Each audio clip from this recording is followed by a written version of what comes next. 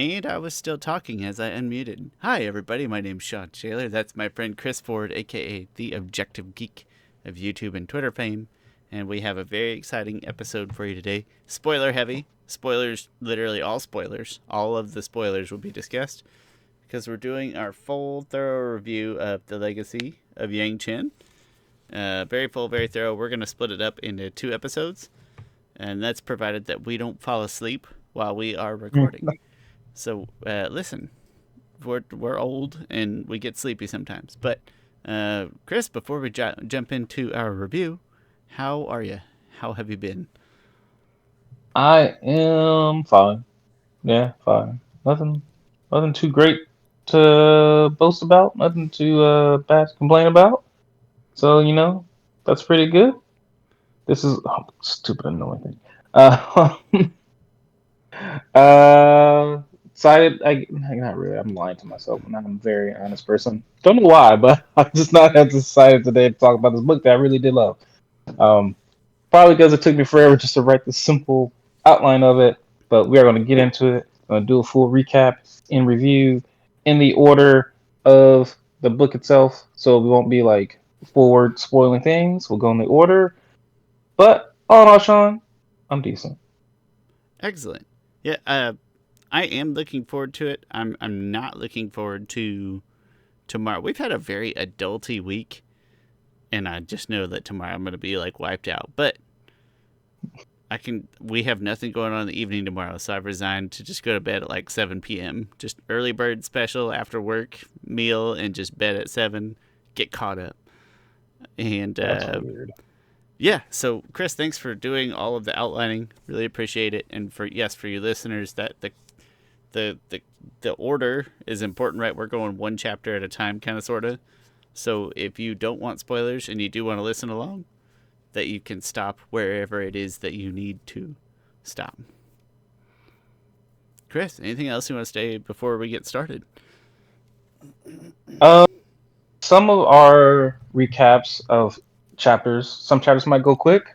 Some chapters might go a little long. Because some chapters are just like, all right, why is this even its own chapter?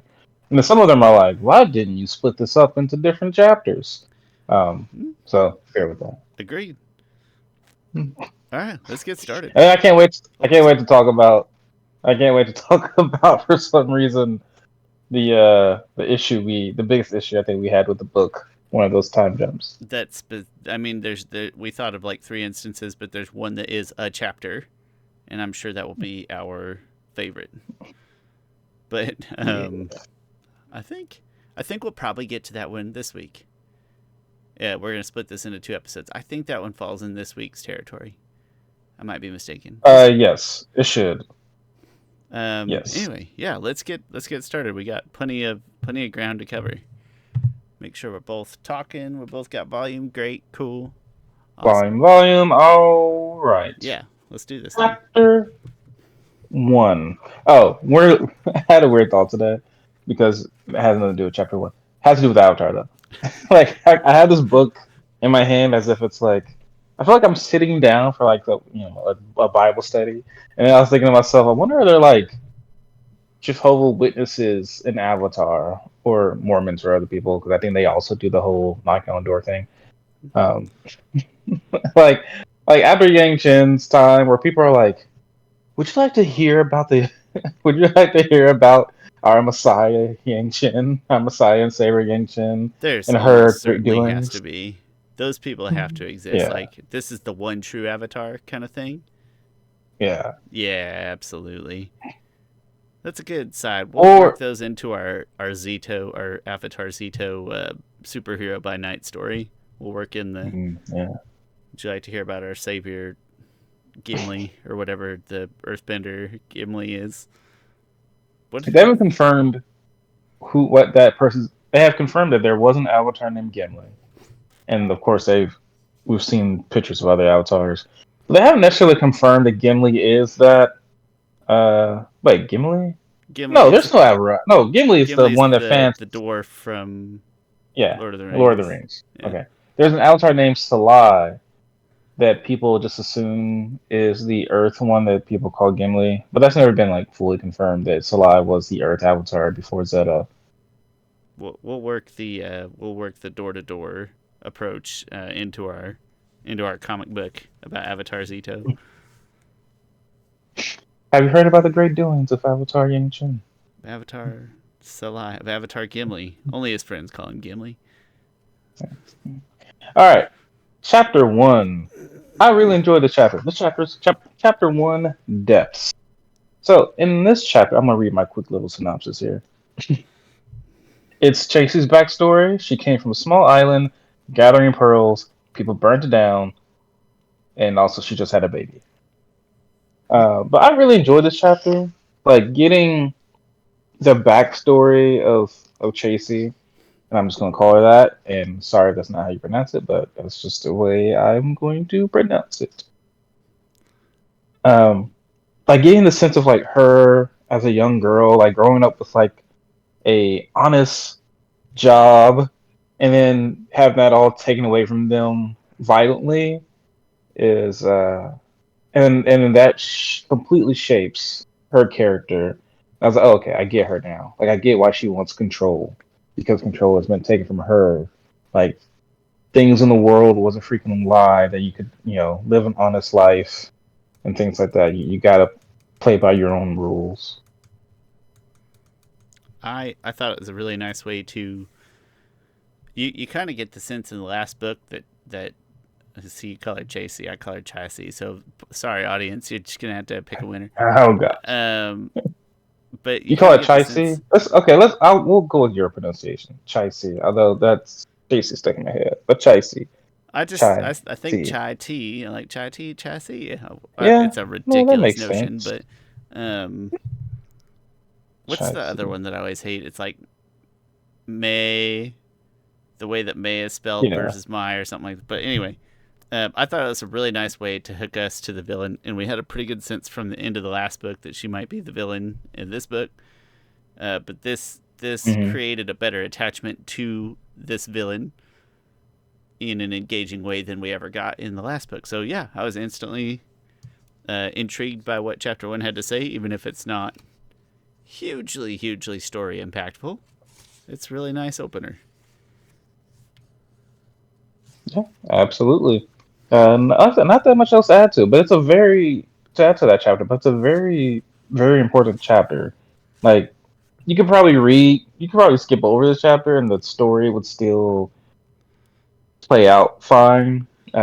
But knowing her background informs the character so much. And you would and there's it sets up one specific little fun might be the Oh wrong yeah, word, that's but it right. sets up like one specific little plot twist kind of moment, not plot twist, Yeah, but almost interesting like an moment. Easter egg or a Yeah, confirmation, almost. Easter egg's a Yeah, that's true. good word for it. Yeah, don't skip this chapter. That'd be outrageous. Who skips chapter one of Well, any yeah, book? yeah. That would be. I'm. How did Harry Potter come to be? Well, uh, chapter two is called Adoration. Yeah, adoration. Yang. So we just got Chassie's backstory. Just a little bit backstory about Yang Chen. Yang Chen's backstory about killing her sister, Jetsu. Yang Chen, and also it's about Yang Chen running things as a Zongdu of Ben while also under investigation from the Earth King. So the first part there, Yang Chen accidentally killing her sister. They're playing just, and we talked about this last week. They're playing just like some simple game of takeaway or keep away. And Yang Chen is like, I'm gonna play takeaway. Take away your soul That's from your exactly how body. she said it too. That's Yeah. just a fun little joke um, Airbender kids like to play on each other. yeah. Oh, got your soul. You know how like, I put my Got toddler like got your got your nose. nose. I'm like, I got your nose and I eat it. Yang Chen's like, got your soul. Like, throw it And I away. devour it. Fog and lost Trap souls. it in the shadow realm forever.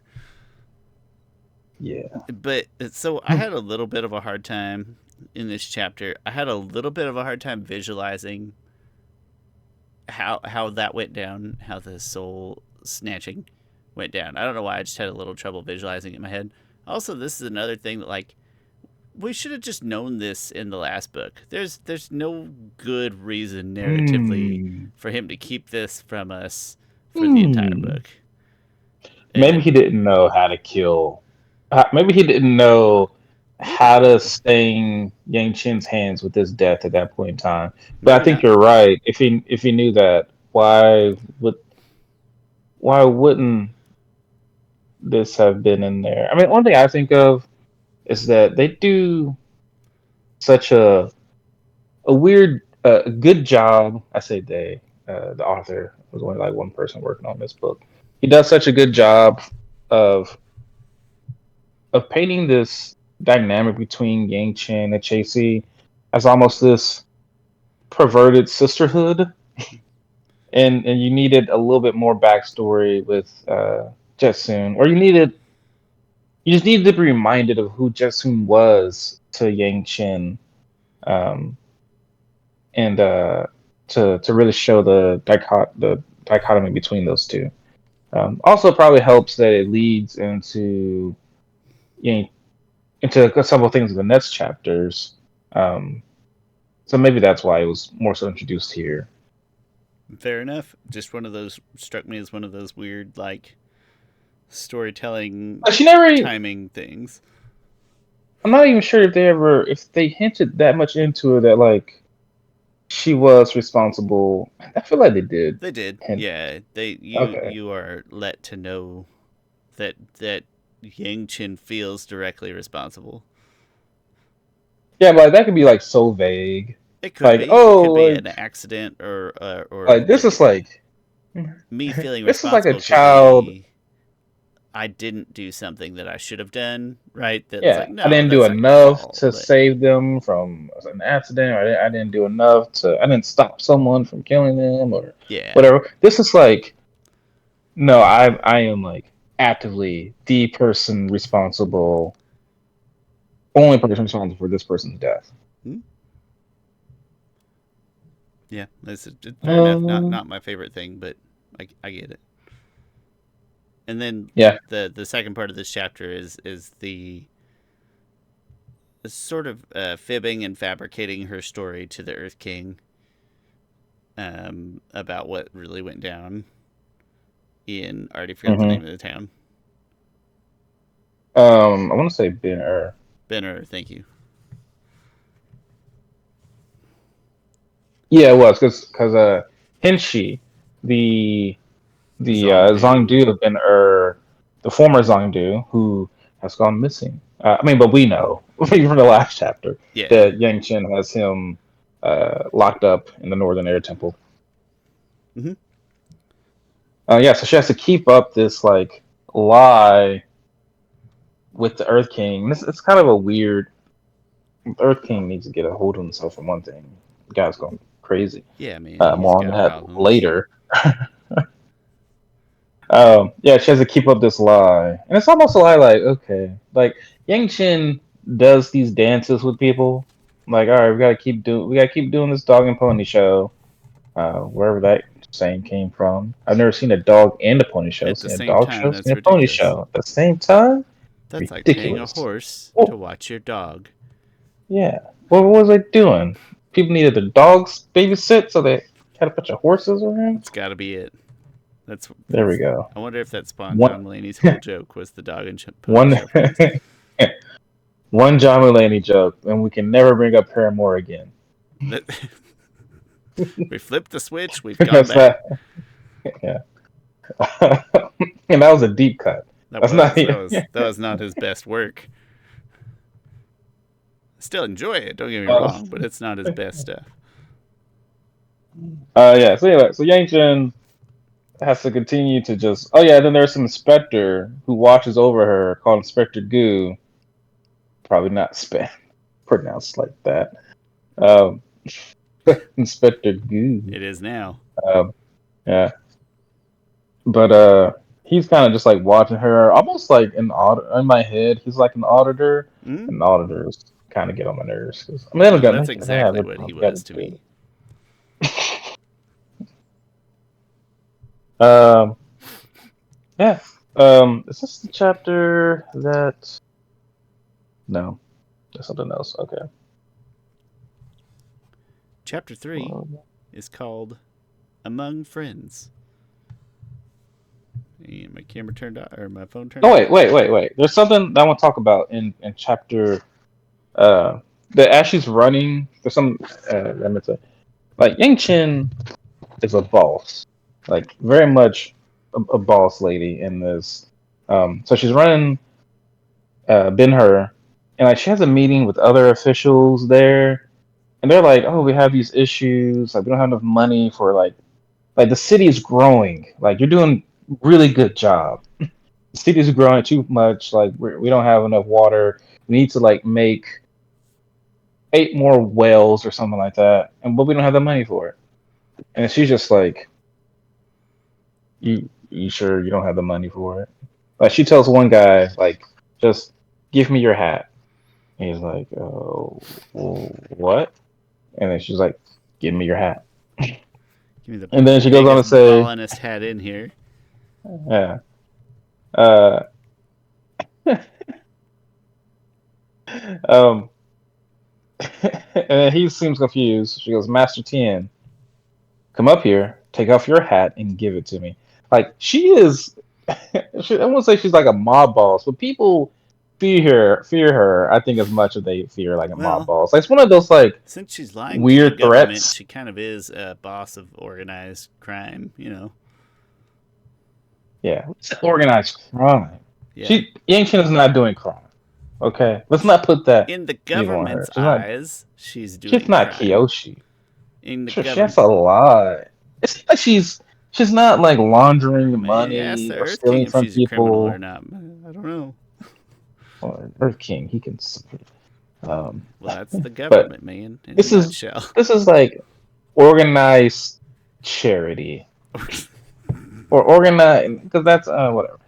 So You give me she money, goes on. I protect you. In the hat now. And then he's confused by it. He goes, I meant no disrespect by covering my head in your presence. And she goes, shh. Like, I imagine. This reminds me of the Bane, like, do you feel in charge type of deal. Just a shh. And then she tells other people, she's like, Mistress, remove your earrings, give them to me now. She pretty much takes a value from everyone. And then she puts in her own staff. And then she says, we will auction these things off, and we'll use those funds to pretty much pay for anything that we need here. Just another a show of her generosity and also her strong handing, her strong arming people.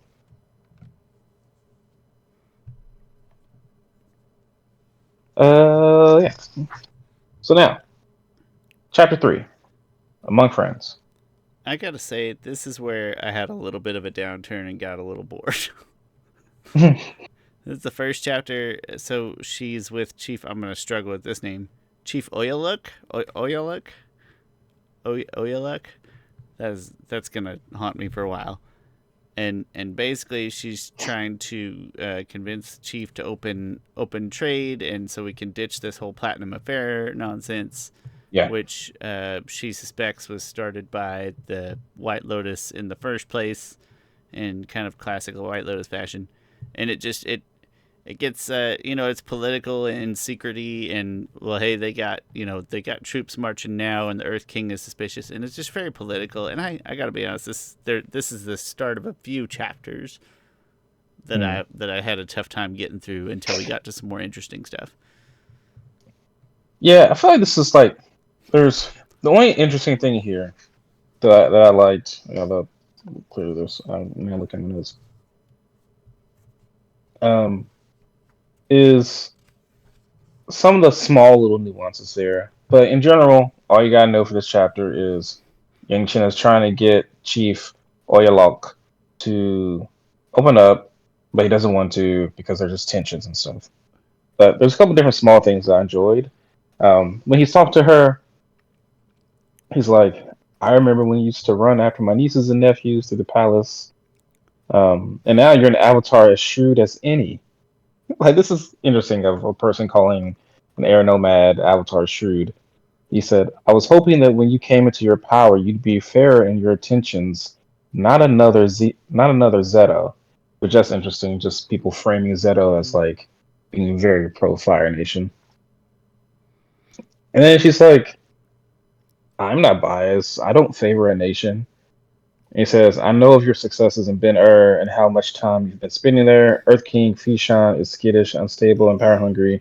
He's not the kind of person who should sit at a throne, and yet you seem dedicated to strengthening his position. You're making him money. Um, Uh, how can she yeah. be biased? She's not even an Earth Kingdom person. No, I get what he's saying. Uh, I do. I wish she would have redirected more of her efforts toward like Earth Kingdom issues on a grander scale, but also, I get it. Yeah. He did go on to say that Avatar Zeto was like they were talking about how the Platinum Affair was terribly done. Like you tried to like usurp the crown, and then like Uyalak tried to like kind of dismiss it by saying like, well, Avatar Zeto manipulated the downfall of corrupt officials, and he also promoted people, promoted better replacements, and like, no, that's two different things. Like, you guys tried to like take out a world leader. Nope, same thing.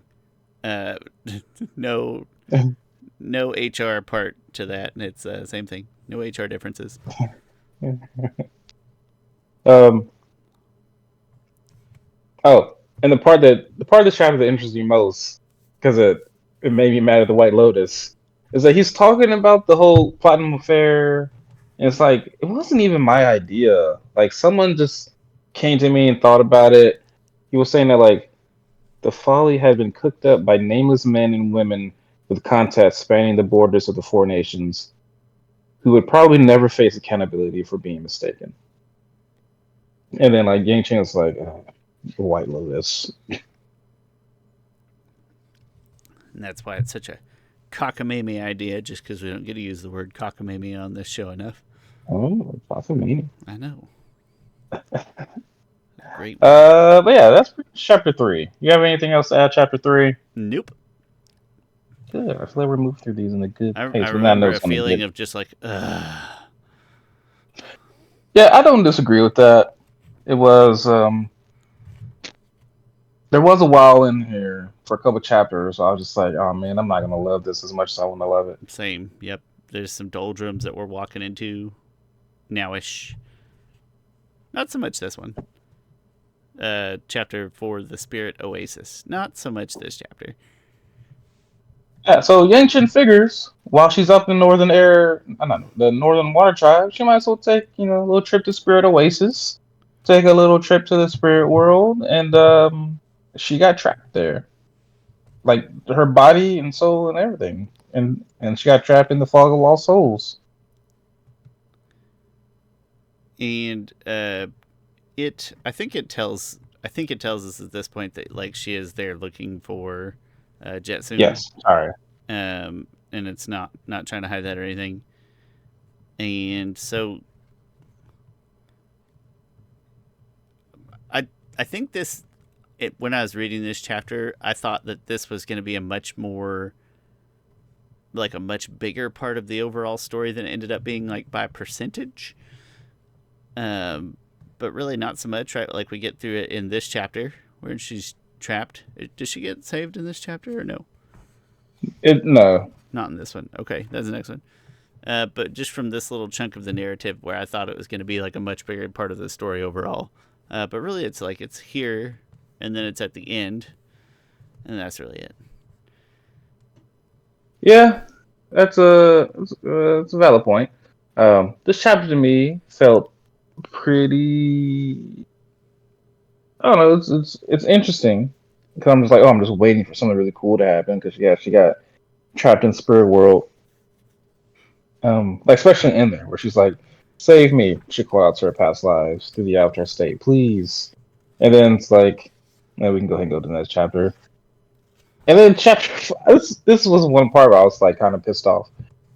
One of the two times I think I was pissed off because we were like in this intense moment in the spirit world and And stuff. then you're just going And to then it's cut like, backwards. yeah, And you're going to title the chapter Previously? as if there's like a title card previously I on Avatar. Catch up with that's Kavik. That's so painful to me. It was very frustrating. Anyway, chapter. I think it's also I wasn't that big of a fan of Kavik at this. The last book, I didn't really care for Kavik. I just thought he was fine, but he was more so just a bystander. I know he was more important than that, but whatever. This book, I enjoyed him a whole lot more. But when I started reading this book, I was still in the mindset of I don't care about Kavik, and so this threw me off. I was like, let's talk about Kavik. Agree. It was a jarring. It had a bad commercial break timing vibe to it, and also Yeah.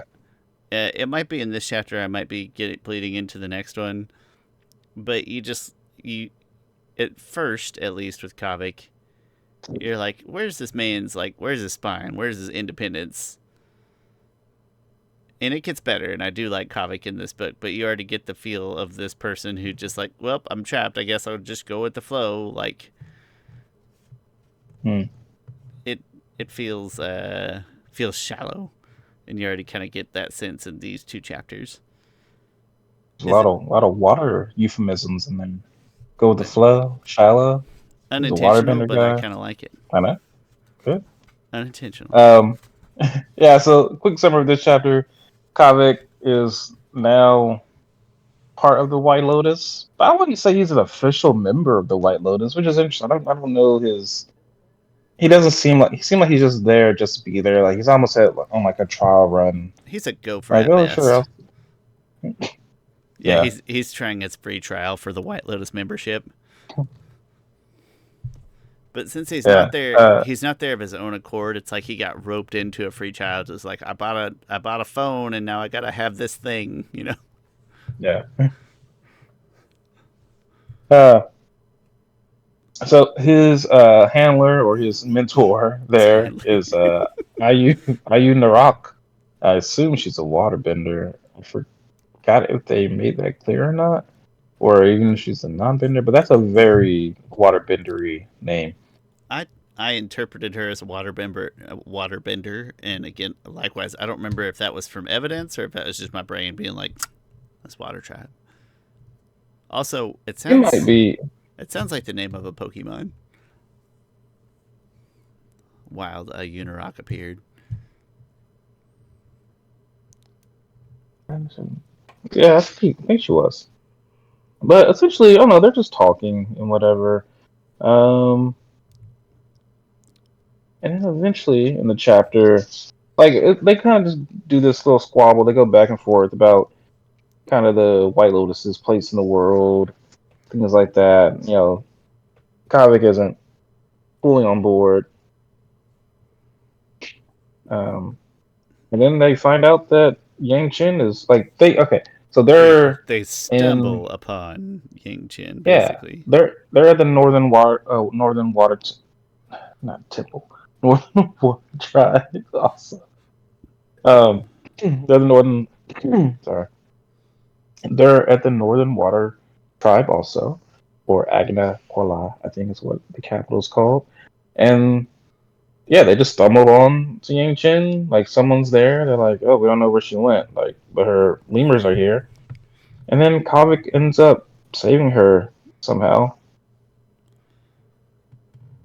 Another part that I maybe had a little bit of trouble visualizing as I read it, but I got the gist. It definitely had some trouble with it. Actually, because it's one thing. There's trouble thinking about it because it's such a weird thing. Like the Fog of Lost Souls had a grip on Yangchen, but Kavik was able to like bring her back. But then the spirit of Fog Souls also followed Yangchen somewhat, and they sort of, It was like he was I pulling guess, him through fall a off. door, kind of. Yeah, It wasn't his best descriptive work. Where I feel like previously we raved about kind of his action scene descriptions. We go out on a limb and say this isn't to that level. yeah. All right. But yeah, that's that chapter. The next chapter is coming to the table. To sum it up, Ayu Narak and Yangchen argue slash catch up. The White Lotus wants unanimity. That's all I put in it. Yeah, I got nothing on this one. This is still what I'm considering kind of the doldrums of like people just Yeah, talk. Like, of course, who wouldn't want anonymity? First of all, and they're still just at the Water Tribe, like having politics talks at a place, kind of an unnamed place, um, that's supposed to feel secrety and arbitrary, and it didn't hold my attention that well. Not this chapter, at least. But I promise, listen, we're getting so. I know I'm being kind of negative, but we're getting somewhere. yeah, it's interesting. Here, Yangchen like calls out and accuses Anya Rock and the White Lotus as a whole of the last time of pretty much of the Platinum Accords. Um, and yeah, I guess at this point they kind of come to the conclusion that Kavik. Wait, why was there 2 weeks earlier? Oh, okay. I didn't even realize this time skip. They do a backdrop to where like Kavik and Anirog talks about him serving as a spy for the Avatar. Um, yeah. So anyway, they kind of agree to have uh, Kavik serve as a spy, or it's like they both know what's happening. Yeah, as I say, spy like implies, Yeah, a lack of knowledge, but yeah, he's a sort of a known double agent from this point forward. yeah. Ooh, mistaken identity. I think this is where the We're book getting picked there. up for me. Yeah. So, mistaken identity. Yang Chen and Kavik have to go to the Northern Air Temple. On the way there, she gets possessed by another avatar. Which again, that's another part that I thought was going to play another thing that I thought was going to play a bigger role in the story than it actually ultimately does.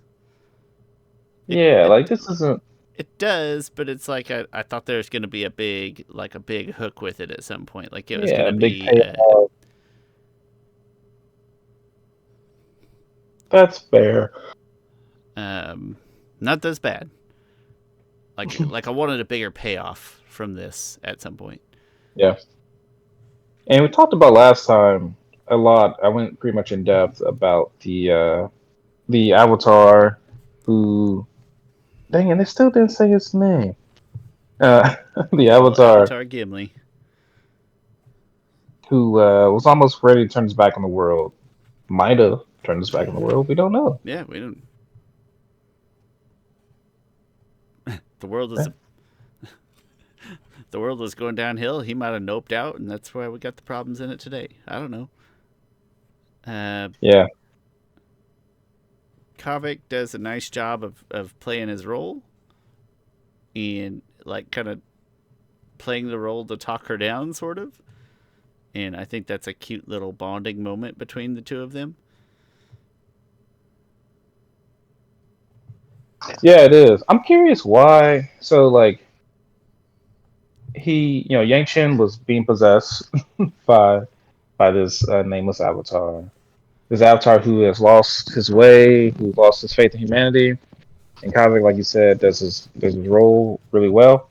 And then when Yang Chen awakens, she's like, "Oh, what was I talking about?" And he's just like, you're just talking about you lost at some type of competition and you were complaining about it." She's like, "Oh, well, can't be a gracious loser in every lifetime, I guess." I Like he think doesn't that's like I think that's supposed to just make us care a little more about Kavik, or at least like, oh, he does care about her.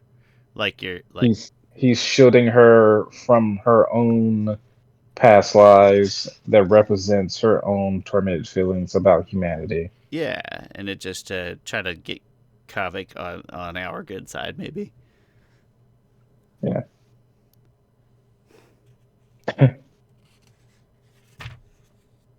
Yeah. Uh, so that brings us to the next chapter, Stomping Grounds. To sum it up, Yang Chen and Kavik get to the Northern Air Temple. And that, like, is this a short chapter? I'm One of those flipping short through it ones? now, It is. trying to. Oh my gosh, this is like 3 pages. I don't even know what they were talking about. Oh yeah. Okay, so this is kind of a nice turning point though. Like it's around here that like finally okay something's happening.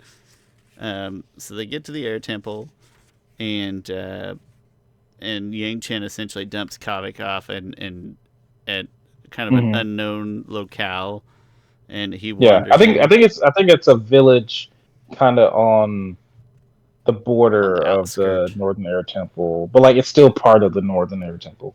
But just so that they're not seen coming in together, and Yeah, then Kavik walks into what is it, a bar or a restaurant? yeah, because he's trying to lay low, Yeah, so you go and to a he bar, he doesn't. and then inside of that bar, he sees a bunch of his old friends who he betrayed. And one of them, in particular, Jujinta, like at the end of the chapter, the last part here is that he jumped over the table and leapt at him with a knife blade first.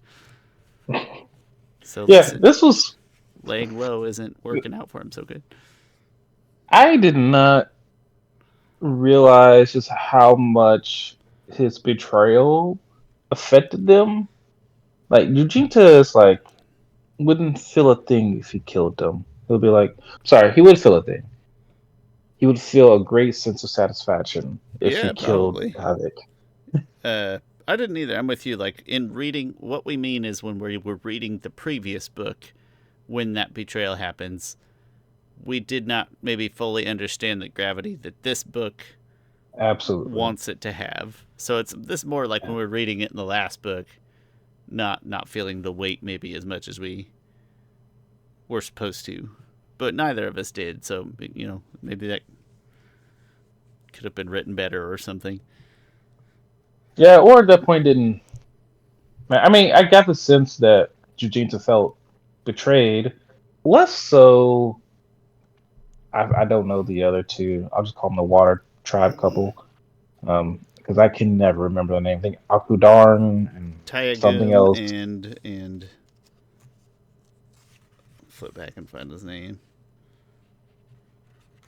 I can't find the other one's name, but Tayagum. Yeah.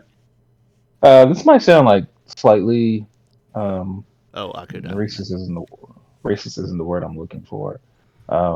But but I thought the names of Avatar and the shows are like still unique and very much of the cultures that they either create in the show or they get influenced by. And the names in this one can sometimes just be like, I don't remember that name. Like it maybe it's just harder because I'm not hearing the name. So, Mine's there again. It's a visual thing. I'm gonna be better at remembering a name if I've got a visual with it. Uh, and so I've okay. had that issue in all of the books. Is it's much harder for me to separate names of important but not main characters. Hmm. Like to this day, Like I I, still I struggle with the Flying Opera Company names. yeah, I mean there's Karima. Like Karima's a very easy name to remember. Like it's Karima, Wong, Gao, Lauga. Lauga. That's it, right? Is that it? Oh, and oh gosh, and I'm missing The what's his name? The oh my gosh, Lek Lek. Lek Leek. I Like don't know if we've that's a ever. that's a 3 letter name. Oh, I feel like just the names in the Yangchen novels are just a little harder for me to remember. And I don't know why necessarily that is. All these waterbender names are the same. Water names I do think are the harder ones. Like even in my brain, I had to like think about the difference between Unalak and and Tarlok. Like maybe because they have a pretty similar look, Hmm? like long hair and stuff. And I always in my head, I You always trying to remember say all Unalaq waterbenders look the is same, Chris? Is that what you? no. I'm just saying one has long hair, Sean. And granted, they all have no. They all Most look of the them, same, and I can't remember their names. but Unalaq, I always remember Unalaq easily because Unalaq to Unavatu because he's the Una part of Vatu, and that's Korra's uncle. and then Tarlok is just the other one. But oh, those names are like Noatok. I remember Noatok. That's pretty easy to remember. It could just be again a Repetition, familiarity. yeah. Yeah. Yeah. But yeah, I blame visuals for, or lack of visuals for some of mine, but Okay. not sure if that's Um. psychologically accurate. Next chapter is called Real Dead Giveaway. And I don't big know. giveaway. I feel like my phone screen turns off after like 15 seconds. I might have to adjust that. um. Your Dead notes giveaway. on this are Yes. funny. Team Avatar hates Kavik, especially Jujinta. Then I must. Oh wait, no, I didn't. Okay. Team Avatar hates Kavik, especially Jujinta. Then shit hits the fan. Chris, describe shit hitting the fan for us, shall you? Well, I don't curse often, but when things hit the fan, that's usually when you hear a big thing that sounds like thunder, and that's not good, especially when it's not a cloudy day. Yep, yep. Also, this chapter is 3 pages long. Holy crap! So, Why? Why do that? yeah, I don't know either. Why Just never? wrap that into the previous chapter, man. Just put it in the previous one. It should have just went in the previous chapter. Yeah. Like, I don't Whatever. know. Yeah, like it would have just went Would straight have into been the previous fine. They could chapter. have rolled into that, and then the thunder part is a perfect end to a chapter. You're about to totally switch It's the narrative. yeah, Yeah, I don't. Listen, it's a perfect FC, end if to the you are listening to this podcast, we're not being mean to you personally, and we appreciate your work. We just have Maybe questions. he's like an editor. Maybe there's an editor that's like, you need at least 30 chapters for a book to be a real novel. Could be. Could do like a Yeah, stupid unwritten, like, you know, like how baseball sucks because it has lots of unwritten rules and things like it. Could be something like that. yeah. Um, I don't. I always feel bad when we say these things because we're not avid readers. So That's avid true. reader opinions would be meaningful to me. Like, hey, if you want to comment down in the comments below and be like, well, hey, I like short chapters because, and then I'll be like, okay, good, that makes sense. Yeah. Do you like them when they're But anyway, made in their previously?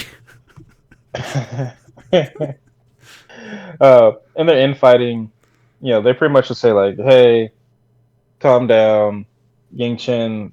Actually, they don't even call her Yangchen. They always The it's funny because Avatar. Kavik, yeah, they always Kavik calls her Yangchen, but the other ones call her the Avatar. Yeah. That's kind of an interesting difference between the two. They're like the Avatar was brought them all along for a good reason. So like, don't kill him yet. Yep. Uh, and then they hear a big loud noise that sounds like thunder, and you, the reader, pretty much know what it is right away.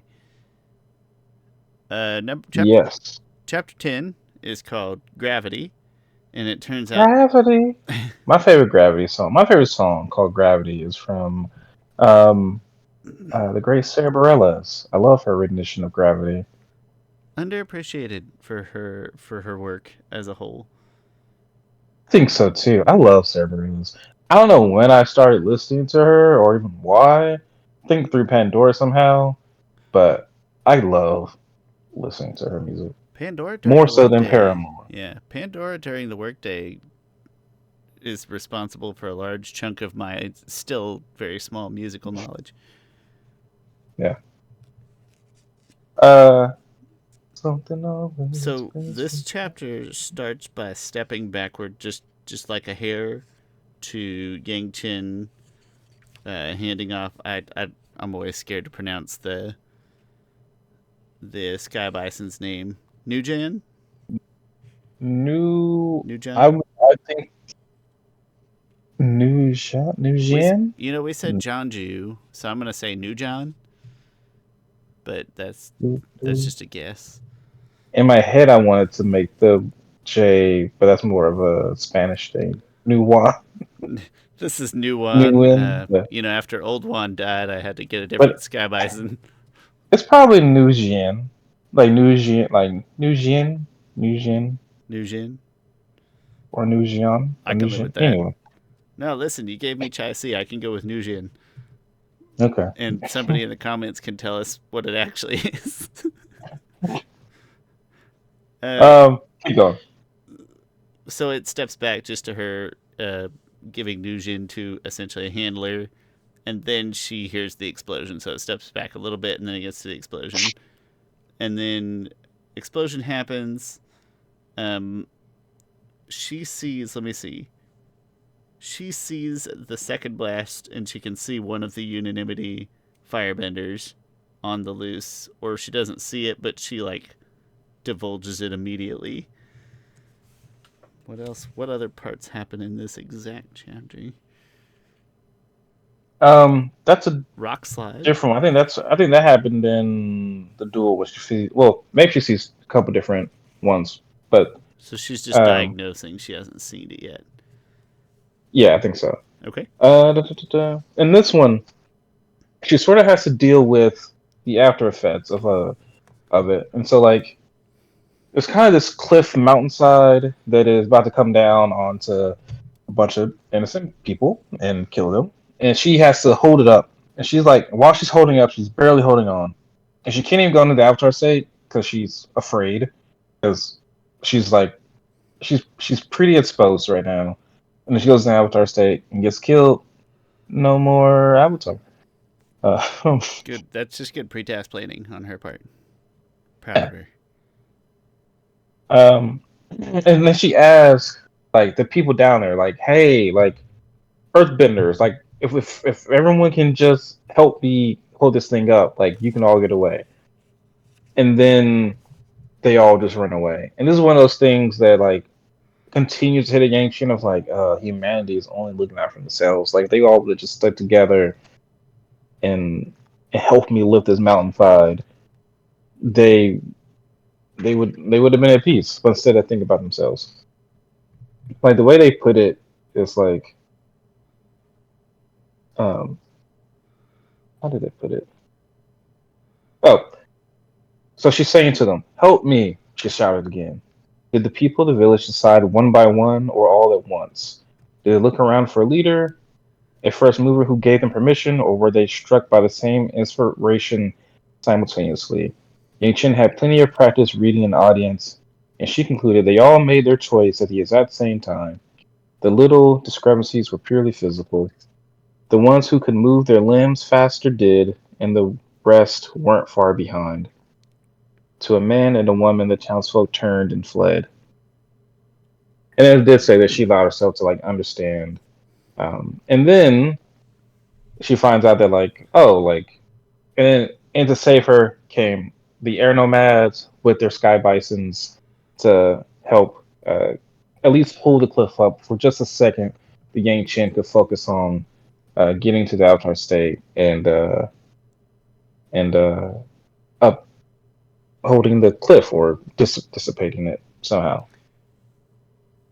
At the end of the chapter here, if we're, I think it's roughly where you are, when she's kind of on damage control at this point, and then this is when Kavik finds out that Hinshi has been imprisoned here the entire time, and she orders Hinch. She That's orders. chapter 11. Is that 11? Yeah, What's the title of this chapter? Gravity. I'm still in Gravity. Gravity. Gravity. Yeah, I'm still in No, that's Gravity. happening in Gravity. Does it Yeah, happen in Gravity? I'm looking at it. Okay. And she, All right. so Okay. Kavik Cool. figures it out, and then she orders Kavik and Jujinta to go to master to go to Hinchi and to watch Jujinta's back. Oh yeah. Oh, and what I love about this is that like Kavik is mad that Jujinta is like him and Yang Shin now have a relationship that would, and it's a good one. Like Yang Shin trusts him, and also he's like respected amongst the people in the air temple, and he almost like I'm the one that introduced these two, like, and like he was weird. He was like very okay with like killing people and stuff. Um, but yeah, and like Jujinta like knows his way around. Like, and Jujinta gets an order from Yang Chen, he immediately does it. And like, and the people there are like, "Oh, Master Jujinta." He's like, probably just hates jujitsu. Um, yeah, and it describes at the end of the chapter, like him pouting and Yang Chen realizing like him maybe potentially putting on a sort of act, and so Yeah, there's like a lot of conflicting emotions being batted back and forth between the two of them. yeah. One thing that I enjoyed from seeing Yang Chen in her avatar state. So when she saves a rock slide, they talk about the avatar state, and it says each of her predecessors would have described the avatar state in their own unique way. Coming home to the welcoming arms of family, or rising above the treetops like a giant, becoming truly, completely unfettered, or breaking free of stubborn chains. For Yang Chen, it was the gratification of seeing her will embodied without question. While the energies remained within her grip, she could shape the stuff of the world. Like Yang Chen is like so. I wonder like what the Avatar state feels like to the different avatars we know. But to Yang Chen just feels like finally something can go my way. I can have my way exactly how I want it because I have all this power. That's a good question to ask. Like, uh, Aang and Korra being like drastically different. Like Aang would probably just describe it as like being out of control, Yeah, and then and Korra, being terrified of like how much power he yeah, holds. and Korra just be like, it's a weapon. I think Korra's would have evolved because Korra at the end of the series she has a full relationship with Rava. Like hers would have been like probably a little different. Probably more like I have to. Hmm. She became a lot more resistant to using Avatar State. I think after she learned about it all. Um, it's weird. Her Avatar State changed. Her viewpoint on the Avatar State has changed dramatically throughout the show. Like at first, what she was able to do was just like, "Ooh, cool, quick power up." That's all it is, quick power up. And then it became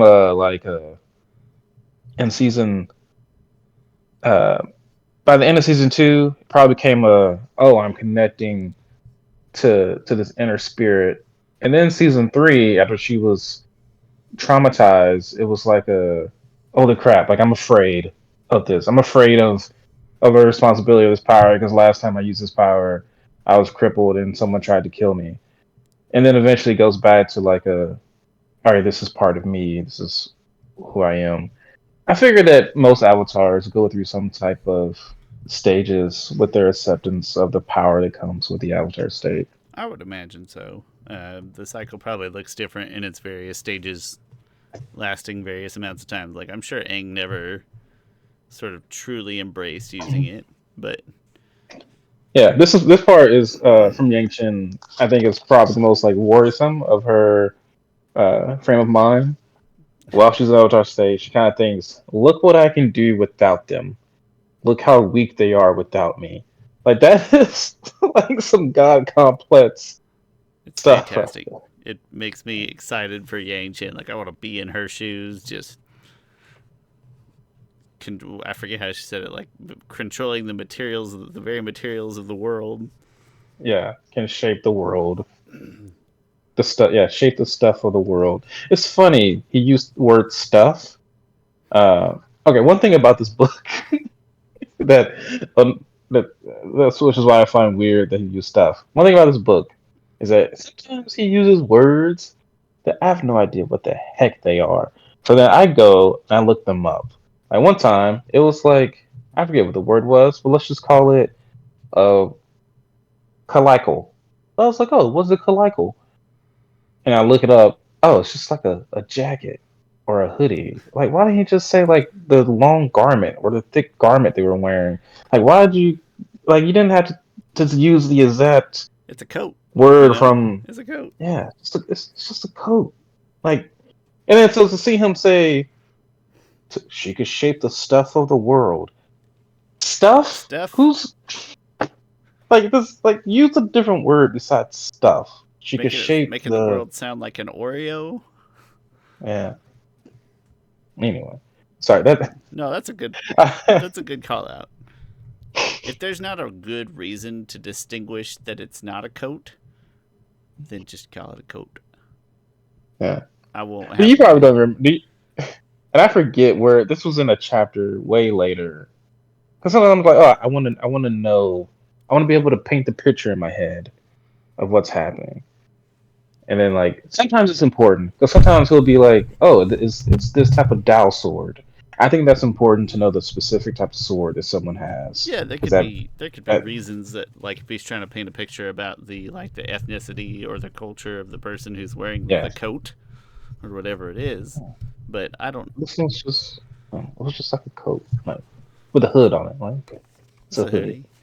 hoodie. I know he's not gonna say a hoodie, but Would that be a just little say bit hooded. funny? Like that waterbender took his girlfriend's hoodie. Wait, no, other way around. He's never getting it back. Um, Oh not boy, to I went off on a tangent there. yeah, well, I was saying not to quash our creativity, but we're on minute 56. Holy crap, Sean! We're on minute I 56. know it, man. Oh We my have too many gosh, opinions on too many this is things. going. This We has been going by really fast. we Minute have too 56. many thoughts. This Where are we next at here? chapter is called Second Option, and it's Okay, chapter so 11. Vegeta and Kavik race to find Hinchi, but he did. That's what my notes. That's your notes were very colorful. I really appreciated them. And it looks like Alon did it. I don't know why I'm laughing at that. Anyway, that's all I gotta know, really. Is that it looks like some type of stabby thing went through him, and there's like a puddle of water there. And Kavik is just like, this looks like something my brother would do.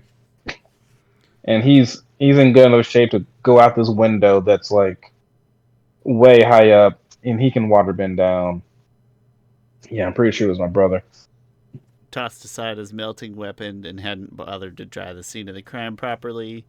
For all his talents and ingenuity, Kalyan sometimes liked to cut corners, implying that he Yeah. stabbed him with an icicle, which is, kind of that was good for that. I don't know why, but my brain wasn't expecting him to enter the scene at that time, so I appreciated like, oh, that's a fun little, like it got my mind back in like Uh huh. full blown action movie mode.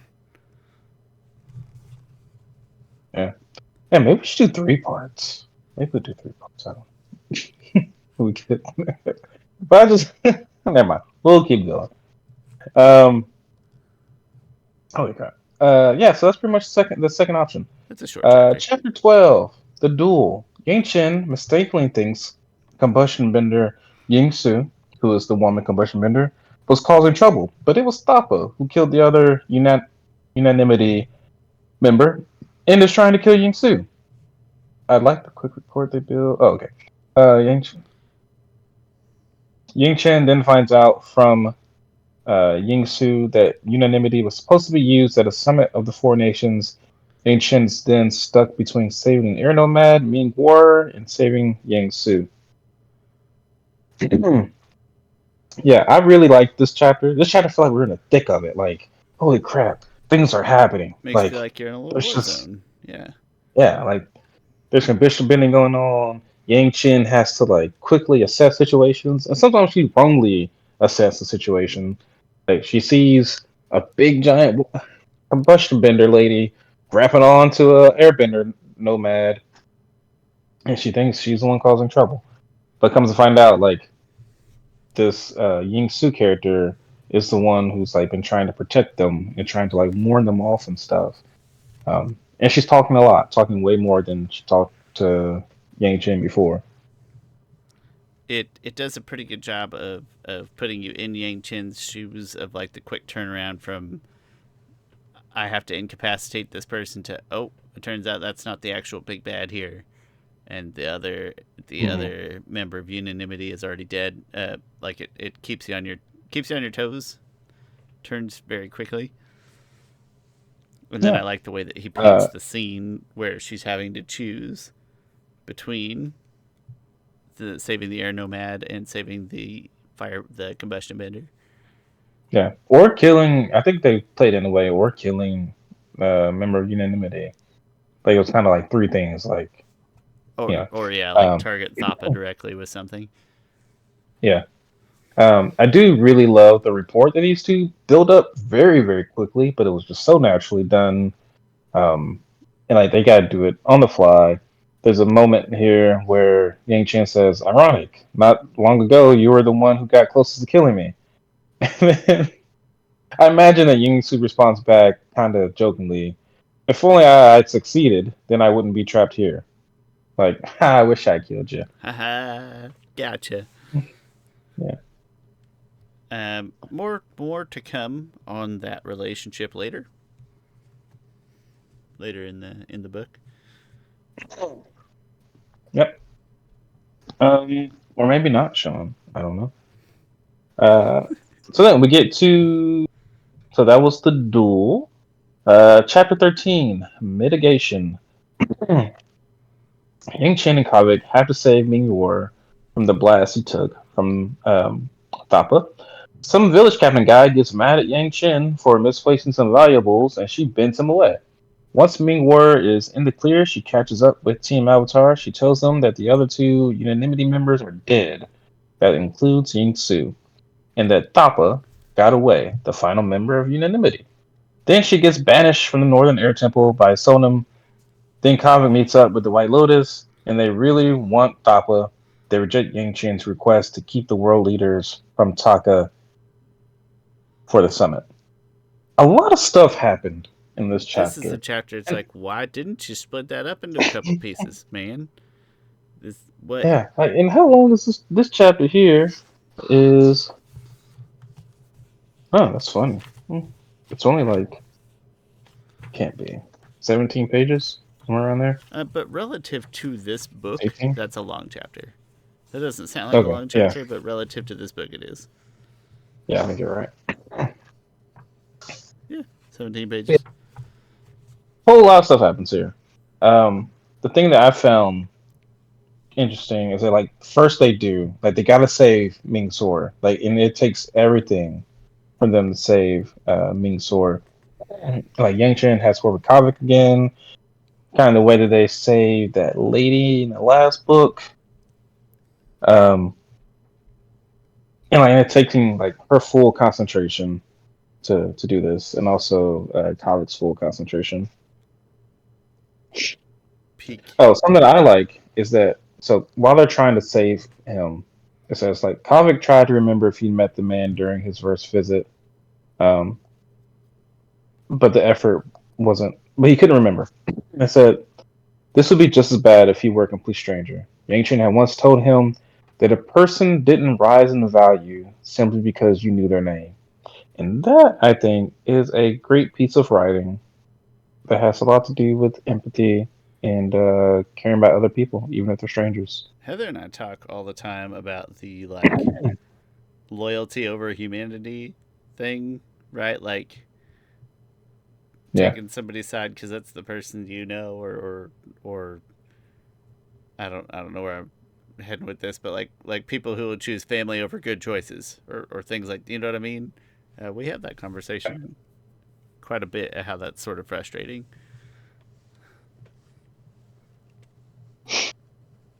Yep. And then once they're able to save Ming War, once he is in the clear, um, oh wait, no, there's a random guy who came by and was yelling at Yang Chen Some kind of, I about. assume he's like an Air Temple official in quotes, like some like he's a higher up. I think he is though. I think they said he was from the village, Oh, okay. so he's not like yeah, he's from the village on the outskirts. Um, he's like he's like, Avatar, you better have a plan to fix this. And like before he could finish, it says Yang Chen clenched her fist. That was all the motion she needed.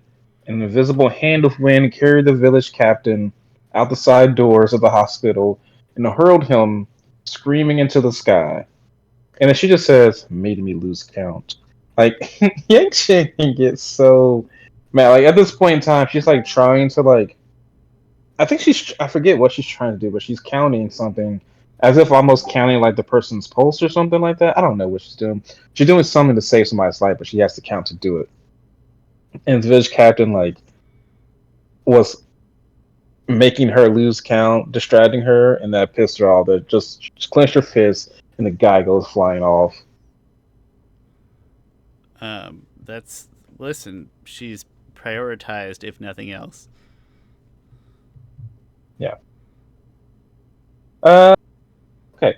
And then we get to. So she tells them that Ying Soon was killed, and to me that makes sense because it was like, oh, you gotta save Ming Yor, or you gotta save Jin Soon. The Not placement Jin seemed to Soon. fit. Yeah, Jin Soon. Yeah.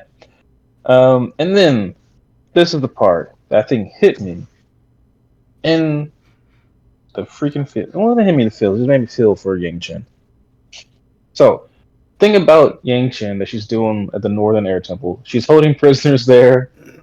She is, which is, goes completely against like air nomad philosophy, and she also has the air nomads being like prison guards to these people, which is not, which goes against them, and it might ruin them spiritually. And then a person got out and started. A person was killed because he was a prisoner there, and actually 3 people were killed. So like it all looks really really bad. And the monk comes up, um, and he says like mean word is gonna be okay. This monk named Sanam, and then Yang Chen goes, "Oh, we should go see him." And the Sanam raised his fingers. "There's no need, Avatar. I have a quest for you, a matter of great urgency." At this point, I'm like, "What the heck is he talking about?" And then goes on to say, and it goes on to say, Kavik found the abbot's behavior to be a little abrupt, but Yang Chen seemed to know what the old man was on about. And then she goes, "He can stay. Tradition dictates a witness." And I'm like, "Oh, that's interesting." So then he goes to say, "Sister Yang Chen, the community of the Northern Air Temple desperately needs a boon only you can provide. After you nets leave these sacred grounds, our existence depends on you returning with treasures of great importance." And then Yang Chen replies, "O elder, I devote myself fully to this cause.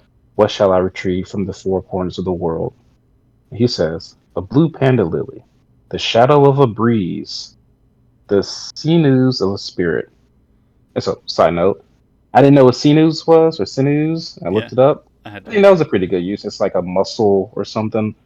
Oh, okay. I didn't mind him doing that because this whole thing is kind of cryptic, and so I kind of liked him using that time. It fit the feel of what he was going for here. Yeah, yeah, better than stuff. Bring me the stuff of a spirit. That would have Uh, been kind of funny, honestly. yeah. Bring me the sinews of a spirit, and most important of all, the material possession that will fill the emptiness that lies in every human being. And then Yang Chen responds, "When you see me next, you will see these jewels. So I swear." Thank you, Sister Yang Chen. Carry the love of your people with you always. It was like, holy crap. And then Kavik figures out, it's like, no, he can't. So Yang Chen, she's being asked to bring these impossible things to bring because before she comes back to the Northern Air Temple because she is banished from the Northern Air Temple. And that must be some crazy stuff. I Like it's a crazy situation. I love how I do love how this part was written, including how Yang Chen handled it. It's almost as if she sort of knew it was coming, or like she was Yeah. not at all surprised and she accepted it so gracefully, which doesn't feel out of place because of kind of the turmoil and acceptance, like she brought up in the last book of like, hey, yeah, I'm keeping dangerous prisoners in an air temple. That's kind of borderline sacrilegious. So it was it was a loop that I felt was well written. Yeah, I do too. Also, I just love how like air nomads, their culture is so freaking interesting. Like, I wish we could see more of it. It says it was. So, the narration says it was a demonstration that airbenders were passive even in the wording of their punishments. Like it sounded so. innocent to from a certain perspective, but really it's just like no, you're banished. Like the Yeah. way Fire Nation banishes people, it's like fire to the face. You're Fire to the banished. face and shave your hair. Yes, yeah. Shake your head. You're banished. And I'm at just like, can you go You pick me up a few give me? things. Can you go find the taste of the first time I tasted ice cream and smelled it? Can you bring me that sense back? Okay, I will bring it back for you. All I right, don't shall let me not see your return face until I until you. do. Yeah. Yeah, it was very, Um. very neatly written. Yeah. And this does really upset Yang Chen. Like this is like what this was her sister's like some of her favorite place with her sister and stuff. It's a really special place for her, and like she really built a community there, and now she won't really be able to do that. But John, even it's a good starting point. I feel like I can. Some of the rest of the chapters can probably go a little faster, maybe. I think let's go through. I actually think let's go through 14 and 15, and then let's cut it off there before All we right, get sounds. to what's the name of the next city. I can't think of the name of the next I city. don't. I'll think of it when we get Taku? there. I guess. Taku, Taku. yes, Taku. I think let's get through the next Um, two chapters, and then we can cut it off, and then that's a good transition. okay. Next chapter, Bad Company. Thapa meets up with Chicey, and he wants to blackball her because he's like the whole reason why he killed uh, the other members of Unanimity is because, well, the three of them are very rare, and only one of them is even more rare and even more valuable. He can get more money for it for himself. And so he goes to Chicey, like, hey, like here's the new deal. I forget what the exact deal is, but it's a big deal. Like very good for Yeah, him. like 5 times And the there, original amount or something crazy like that. yeah, Uh, something crazy like that. that's a Something ludicrous. that's a short chapter that makes sense. It's totally cut away. He's doing his little negotiating. It's like 4 pages long. You're like, okay, that's a short chapter that I get. And also you find out that he's hypnotized, and that there's Yes. the complete implication that the others were hypnotized as well. Or Yes. And it's funny. She did say like, oh, it's actually. I don't know if she says it here. I think she does say it here. Like, good. Actually, I'm glad. Like, of the three of you, that you survived because you were the easiest to manipulate. yeah, and then she tells him to like cut into his arm with a knife or whatever, and he's just Yeah. like, okay, Stab himself in the leg with a knife. yeah, to But Talladega Night himself in the thigh, and he does it with no you're reaction, telling and me it's I kind of got trouble. two guys? Let's get take. Don't you put that? Hey, give me the. I saw something recently that said Christopher Nolan said that Talladega Nights was one of the I saw funniest the movies same ever. thing, and I 100% And I was agree. like, oh, Thank you, nice. Christopher Nolan. Yes. I recently saw Oppenheimer, and it is like probably it's probably one of the most like I say this in a good way, like snobbish film people are gonna love it because I'm probably one of those people, and I'm like, oh man, just the way Nolan directs. Like I can feel the tenseness of this moment. Like he's really zoning in here, but I'm not sure if like a lot of people love it. Like I'm not gonna recommend like, hey dad, go watch this movie. Yeah, I I'm not going to because I don't really like Nolan films other than Batman, so I probably won't. Man. Have you seen the Prestige? I'm sure I've made you watch the You've made me Prestige watch before. Prestige, and I liked it well Okay. enough, but that's Okay. Okay. what's like Interstellar isn't my jam. Was that Nolan? I love Interstellar. I those Inception is great. I don't like Inception or Interstellar. I didn't care for either of those like big Wow. meta theory experiences. They just don't do it for me. Hmm. I don't know why. Okay. But Hmm. listen, I hope that you enjoyed Oppenheimer. I am not going to watch Also it. saw Barbie recently, and that was also pretty good. I did not go to that either. I made Heather take one of our other mutual lady friends so that I did not have to go.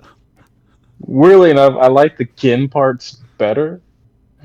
Like there's a point where Ken sings a song. I think it's available to watch. and I was like, oh yeah, this is cinema. I'm Sometimes sure. I'll be in a movie and I'll be like, this is cinema. I'm sure that I would have been okay with it, but I was like, oh, why don't you go with one of your girlfriends? Yeah, it was like the Lego movie for Yeah, that's a for really good somebody. comp. Somebody somebody said somebody said the Barbie movie.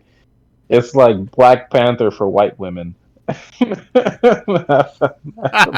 was like, yeah, I get So I don't have a counterpoint to that. I think that's it. it. He nailed it.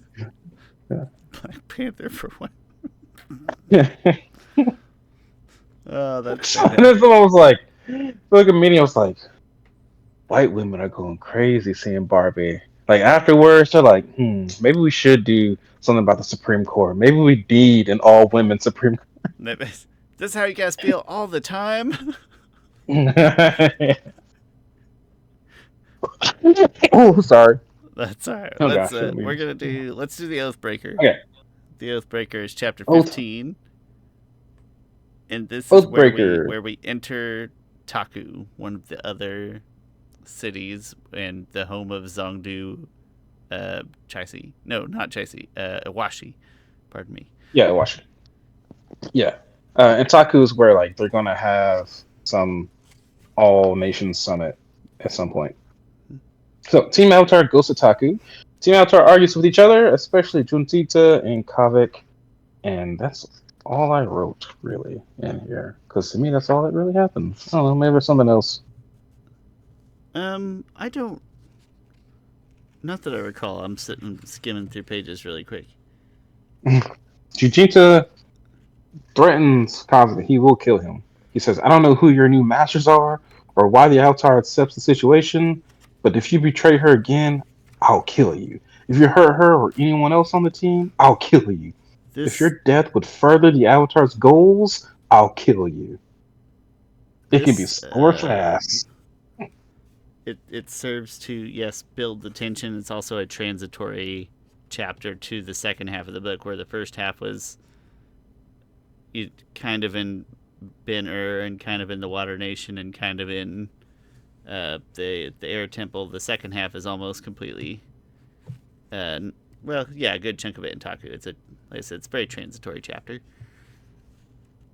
Yeah, I think that's a good place to stop for part one. Is that? What do you think? Is that all right? Sounds absolutely great to me, Sean. Excellent. There you have it. The Join us first. next time on Dragon Ball Z. Oh, plot twist. Nice. Well, with that recreation, we don't even need an outro. Hey, come back next week, which for us is 2 minutes from now, but for you is next week, and we will do part two when we will cover the rest of the book, as well as some light final thoughts that will probably be somewhat repetitive of things we said in the previous spoiler-free review. But yeah, come back next time. Thank you for watching. We appreciate you. Please give us any likes, comments, reviews, anything you can spare us. We appreciate it all. And I'll put the details down in the description like always. My name's Sean. That's my friend Chris Ford, aka The Objective Geek of YouTube and Twitter. This has been Avatar: The Last Podcaster's totally spoilery, very thorough review of The Legacy of Yangchen. We'll see you next time. Beep, boop, beep.